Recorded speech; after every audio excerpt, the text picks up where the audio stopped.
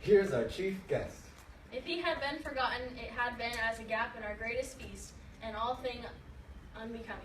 Tonight we hold a solemn supper, sir, and I'll request your presence. Let your highness command upon me.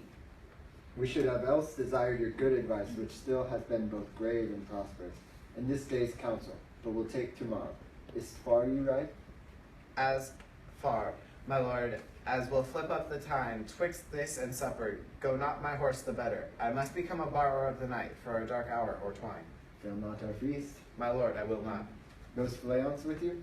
Aye, my good lord, our time does call upon us. Farewell.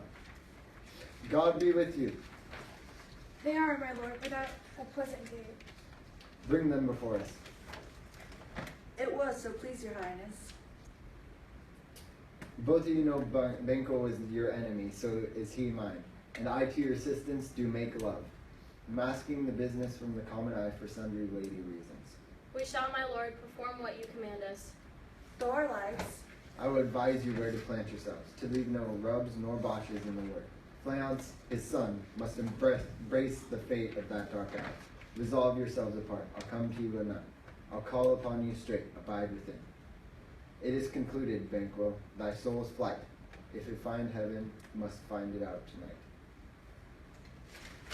Scene. Is Banquo gone? Aye. Say to the king I would attend his leisure. 'Tis safer to be that which we destroy than by destruction dwell in doubtful joy. Why do you keep alone of sorest fancies? Your company's making what's done is done. We have scotched the stake, not killed it. She'll close and be herself, whilst our poor mouse remains in danger of reformity. Better to be dead, we to gain our peace have sent to peace. Drunken in his grave he sleeps well. Nothing can touch him further. Be bright amongst your guests tonight. Apply to Banquo, present him with eminence, both with eye and tongue. Make our faces wizards to our heart. Thou knowest that Banquo and Fleance lives. What's to be done? Be innocent of knowledge. Scene. Then stand with us. The west yet glimmers with some streaks of day. Now spurs the laden traveler apace to gain a timely end, and near approaches the subject of our watch. Nay, hark! I hear horses. Give us light there, ho! Then 'tis he, the rest are within the note of expectation. Already are I thy court. His horses go about, almost a mile, but does usually so all men do men, hence the palace gate make it their walk. A light, a light! 'Tis he! Stand to the, I will be rain tonight. let it come down. O treachery, fly, good Fleance, fly, fly, fly! Thou mayest revenge, O slave!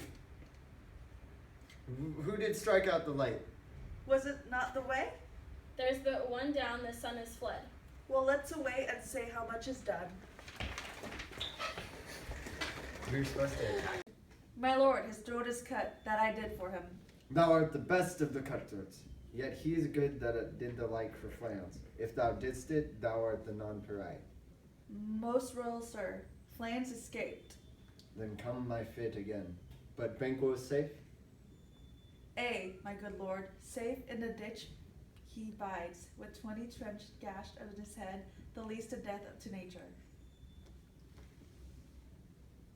Oh, your highness sit.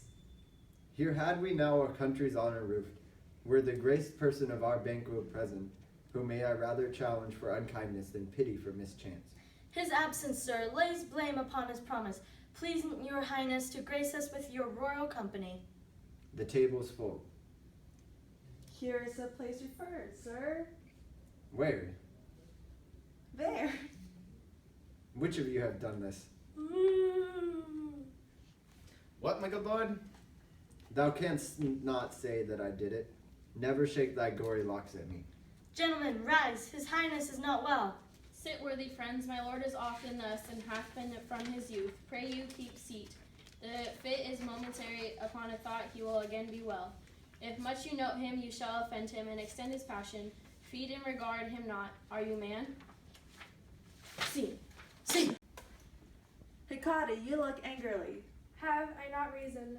Blameless you are, how dare you? Trade in traffic with Macbeth, and riddles and affairs of death, and I, mistress of your charms. was never called to bear my part. And worse, all you have done for wayward son, loves his own ends, not for you, but makes amends now. Get gone and meet me in the pit of Archon. I, the morning, he, welcome to know his destiny, your spills provide. This night I'll spend unto a dismissal and fatal end. That distal magic slays shall raise such artificial spirits, and as by the strength of their illusion shall draw him to his confusion. His hopes of wisdom, grace, and fear, and you all know security, and his mortals cheerfast enemy. That's it. My former speeches have but hit your thoughts, which can interpret further. Only I say things have been strangely born. Who cannot want the thought how monstrous it was for Malcolm and Donalbain to kill their gracious father? How it did grieve Macbeth. Did he not straight in pious rage the two delinquents tear, that were the slaves of drink and thralls asleep? Aye, and wisely too, for 'twould have angered any heart alive to hear the men deny it. So that, I say, he has borne all things well. But peace, I hear, Macduff lives in disgrace, sir. Can you tell where he bestows himself? The English court, thither Macbeth, is gone to pray the holy king upon his aid, to wake Northumberland and warlike seaward, that by the help of those with him above to ratify the work we may again, hath so exasperated the king that he prepares for attempt of war. Sent he to Macduff? He did. I'll send my prayers with him. Scene. Done.